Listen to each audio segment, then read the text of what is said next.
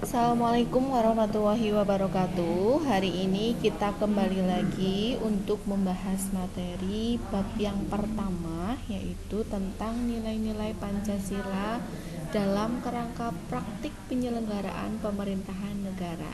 Ini merupakan bab yang pertama KD yang pertama pada pertemuan untuk kelas 10 ya.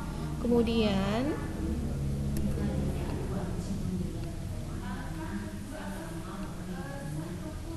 ini adalah KD-nya, dan selanjutnya sistem pemerintahan Indonesia. Di sini kalian bisa melihat atau mengamati pembagian daripada sistem pemerintahan Indonesia. Di sini terdiri dari presiden dengan sistem pemerintahan presidensial, di mana pemerintahan presidensial itu ada presiden sebagai kepala negara dan juga presiden sebagai kepala pemerintahan, di mana tugas presiden tersebut dibantu oleh menteri-menteri. Menteri-menteri itu terdiri dari menteri nomenklatur, menteri bidang-bidang tertentu, dan menteri program pemerintah.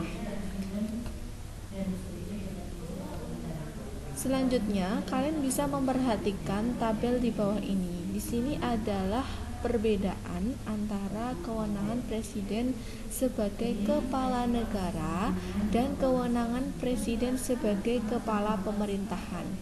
Sebelumnya, kalian harus bisa membedakan apa sih yang disebut sebagai kepala negara dan sebagai kepala pemerintahan. Ini bisa kalian lihat di tugas yang pertama. Contohnya adalah untuk yang kewenangan presiden sebagai kepala negara. Presiden memegang kekuasaan yang tertinggi atas angkatan darat, angkatan laut, dan angkatan udara sesuai dengan pasal 10. Kemudian untuk yang presiden sebagai kepala pemerintahan, yaitu presiden memegang kekuasaan pemerintahan pada pasal 4 ayat 1. Jadi perbedaannya antara kepala negara dan kepala pemerintahan, bahwa kepala negara itu presiden mengepalai negara untuk urusan luar negeri atau luar dari negara Indonesia. Sedangkan sebagai kepala pemerintahan adalah presiden itu mempunyai tugas untuk mengatur atau menjalankan pemerintahan di dalam negara Indonesia. Ini adalah tugas-tugas yang lainnya sesuai dengan tugas presiden sebagai kepala negara dan kepala pemerintahan.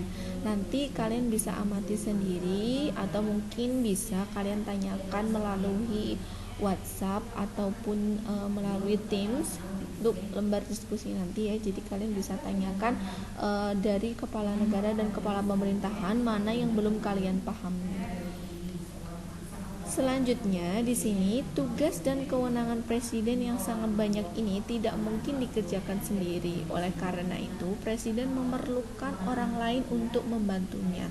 Dalam melaksanakan tugasnya, Presiden Republik Indonesia dibantu oleh seorang wakil presiden yang dipilih bersama dengannya melalui pemilihan umum, serta membentuk beberapa kementerian negara yang dipimpin oleh menteri-menteri negara. Seperti yang sudah saya jelaskan di slide yang awal ya, bahwasanya presiden negara kita itu menggunakan sistem presidensil, di mana di situ ada presiden sebagai kepala pemerintahan dan kepala negara, tetapi di dalam melaksanakan tugas-tugas itu presiden punya lembaga kementerian yang bertugas membantu tugas-tugas presiden yang amat sangat banyak. Kemudian di sini ada keberadaan kementerian-kementerian negara Republik Indonesia itu diakui secara tegas dalam pasal 17 Undang-Undang Dasar Negara Republik Indonesia tahun 1945. Bisa kalian lihat bahwa presiden dibantu oleh menteri-menteri negara. Menteri-menteri itu diangkat dan diberhentikan oleh presiden. Setiap menteri membidangi urusan tertentu dalam pemerintahan. Pembentukan, pengubahan, dan pembubaran kementerian negara diatur dalam undang-undang. Di sini berarti bahwa kementerian negara itu benar-benar kekuasaan penuh oleh presiden sebagai kepala pemerintahan, di mana yang membuat menteri-menteri, kemudian yang memberhentikan, yang mengangkat, yang memberhentikan, dan yang memindangi urusan tertentu, yang mengatur semuanya itu adalah merupakan wewenang presiden sebagai kepala pemerintah.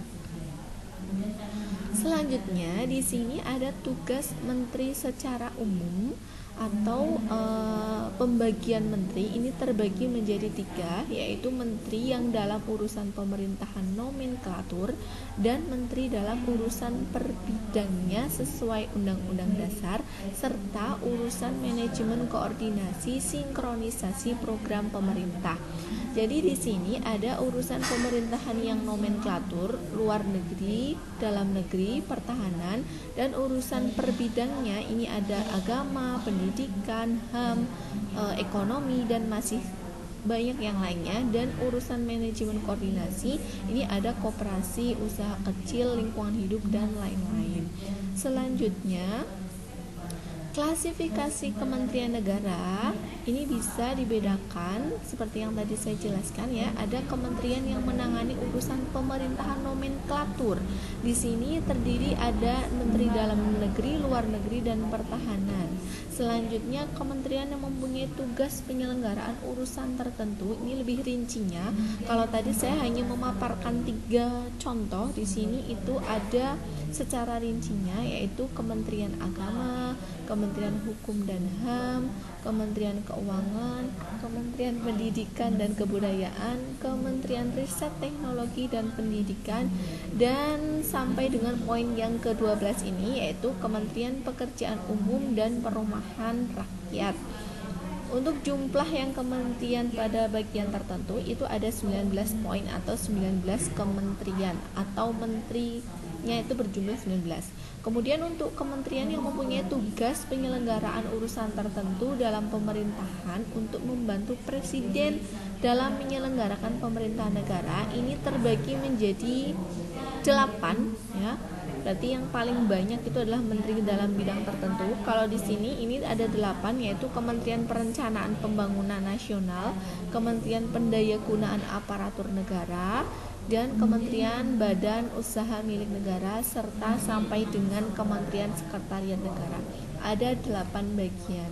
Selanjutnya adalah Kementerian Koordinator, terdiri atas beberapa kementerian sebagai berikut.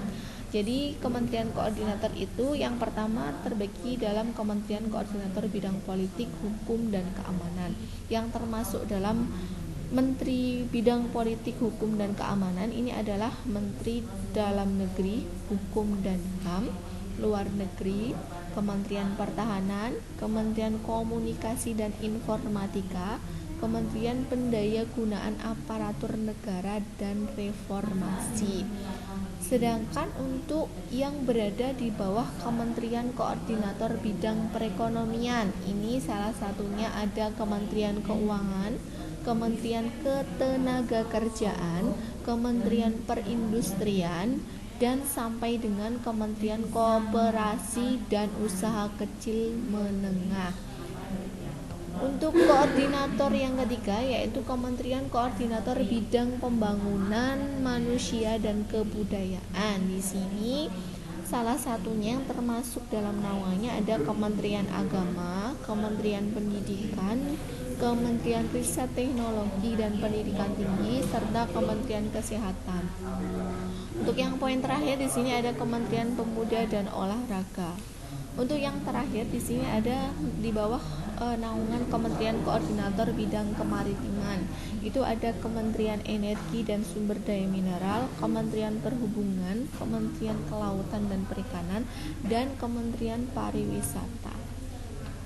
Selanjutnya, setelah kalian mendengarkan tentang sistem pemerintahan dan pembagian kementerian, di sini juga ada lembaga pemerintah non kementerian.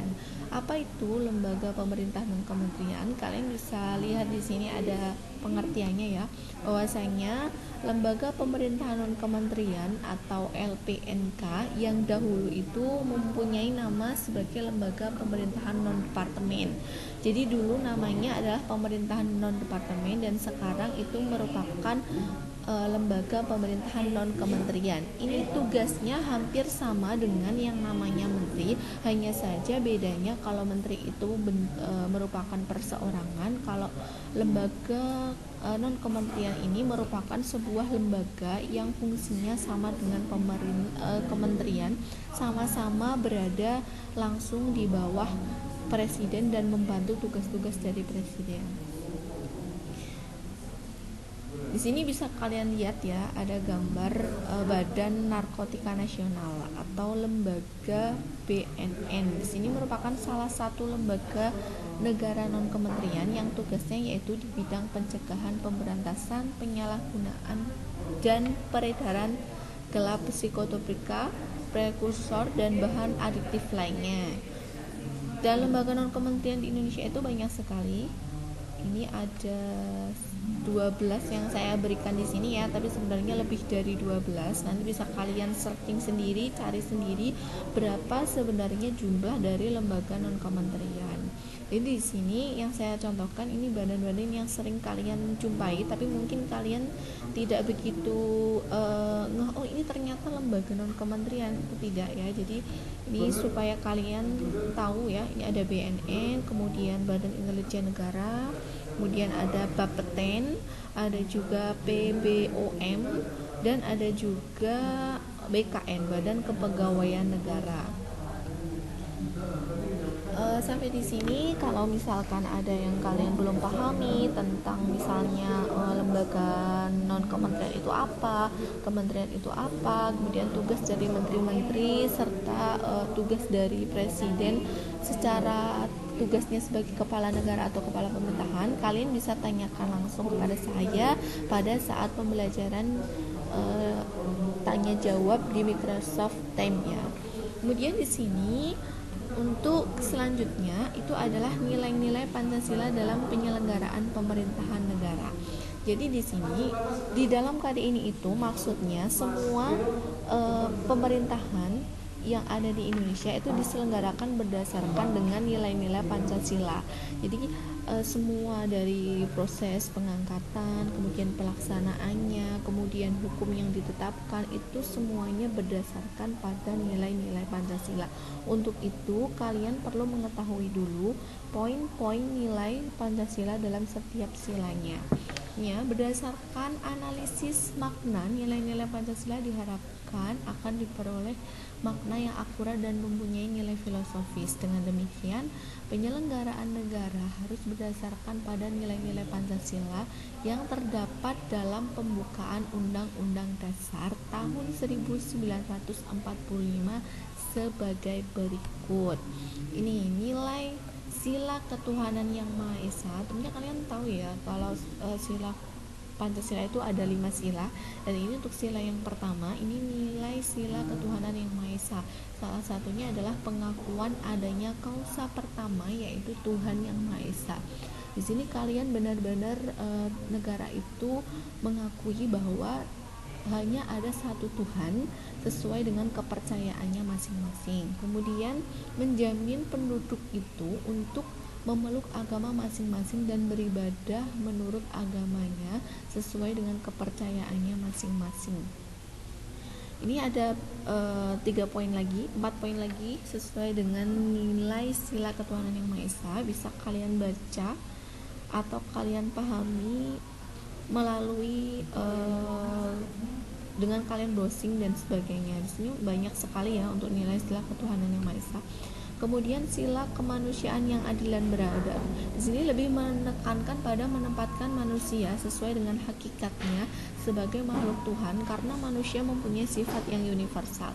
Untuk kaitannya dengan sila kemanusiaan yang adil dan beradab, di sini Indonesia menjunjung sila kedua ini dengan adanya perlindungan HAM atau kaitannya lebih ke hak-hak manusia secara individu. Kewajiban manusia itu sebagai manusia atau warga negara itu di Indonesia harus apa dan sebagainya, itu kaitannya dengan sila yang kedua. Selanjutnya, nilai persatuan Indonesia. Di sini ada nasionalisme, cinta bangsa dan tanah air, menggalang persatuan dan kesatuan bangsa. Kalau di nilai persatuan Indonesia ini lebih mengutamakan nilai pada seseorang itu harus mengutamakan kepentingan negara dibandingkan kepentingan pribadi. Contohnya, kita harus nasionalisme, di mana kita harus menanamkan nilai cinta tanah air dengan seperti mungkin kalau untuk pelajar ini lebih menerapkan pada ikut upacara. Di situ kita menghormati nilai-nilai perjuangan dari para pahlawan kita dengan mengikuti rela berpanas-panasan untuk mengikuti upacara dan sebagainya. Nah, kalau di negara mungkin nasionalismenya dengan cara benar-benar menghormati adanya bendera merah putih, kemudian juga adanya lambang-lambang negara, tidak boleh sembarangan kita memperlakukan benda-benda pusaka tersebut, itu seperti itu. Selanjutnya, dalam sila kerakyatan yang dipimpin oleh hikmat kebijaksanaan dalam permusyawaratan perwakilan. Kalau di sini contohnya adalah demokrasi sesuai dengan pemerintahan di negara kita, bahwa negara kita itu juga menganut sistem demokrasi, di mana pemerintahan itu menyelenggarakan pemerintah dari rakyat, oleh rakyat, dan untuk rakyat. Di sini rakyat diberi kebebasan untuk memberikan pendapatnya sesuai dengan sila yang kedua. Kemudian juga harus menghormati pendapat dari orang lain sesuai dengan sila yang ketiga, serta memutuskan segala sesuatunya berdasarkan musyawarah mufakat, yaitu dengan mengedepankan prinsip demokrasi. Jadi benar-benar pemerintahan ini dilaksanakan sesuai dengan suara rakyat, tidak hanya mementingkan satu golongan, dua golongan, individu, ataupun mementingkan kelompok-kelompok tertentu, tapi benar-benar suara rakyat secara menyeluruh ya, atau sebagian besar itu mayoritasnya adalah suara rakyat.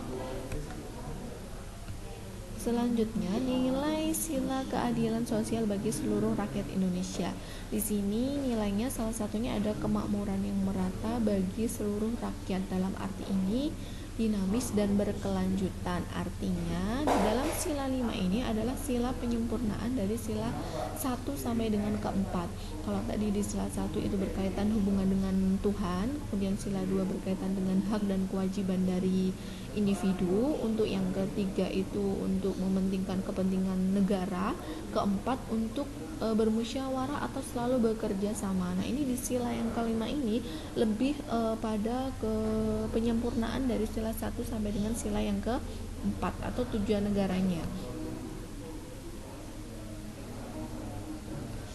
Oke, sekian dari saya. Jadi semoga video yang saya buat ini bermanfaat untuk belajar kalian, dan kalian bisa lebih memahami, oh ternyata pemerintah di negara Indonesia itu tidak sembarangan, benar-benar sesuai dengan undang-undang dasar, di mana dalam penerapan dan pelaksanaannya itu sesuai dengan sila 1 sampai dengan 5 dalam sila Pancasila.